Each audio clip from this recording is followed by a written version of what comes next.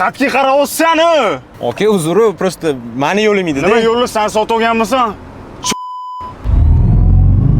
Nega avtomobillarning bir-biriga bo'lgan hurmati yo'q? Bir-birini siqadi, signal choladi. Chet elda haydovchilarning bir-biriga bo'lgan hurmati shu darajada yuqoriki, ko'rib ko'zlaringizga ishonmaysiz. Ha, ular deyarli signal cholishmaydi. Faqatgina avariyli holatga yaqin bo'lgan vaziyatdagina cholishadi xolos. Xo'p, nega bizda bunday deb o'ylaysiz? Bir-birimizga bo'lgan qo'pollik, hurmatsizlik. BYDda ketayotgan bo'lsa, yo'limizdan Matiz chiqib qolsa, uni darrov qisib o'tib ketamiz. Lekin yo'limizdan Gelik chiqib qolsa, unaqa ish qilmaymiz.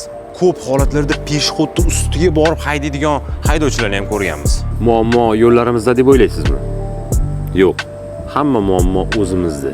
Tasavvur qiling, siz shunchaki ko'chada ketayotganingizda notanish odam bilan turtilib ketsangiz nima bo'ladi? Uzr aka deb o'tib ketamiz. Lekin baqirmaysiz-da, muomala qilasiz. Yuzingiz 100% ko'rinadi, xijolat bo'lasiz, ertaga ko'z-ko'zga tushishi bor. Lekin mashinaning ichida, tonirovning oynaning orqasida yuzimiz unaqa ko'p ko'rinmaydi-yu. Qaranglar, qanaqa xitrimiz.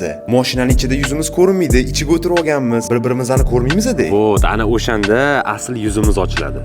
Mana muammo qayerda. Yo'l tor, u haq, bu nohaq emas. Biz hammamiz nohaqmiz. O'zimiz hammasiga aybdormiz. Yaqin kelajakda bu narsalar o'zgarishi mumkinmi? Nima deb o'ylaysiz? Fikringizni kommentariyada yozib qoldiring.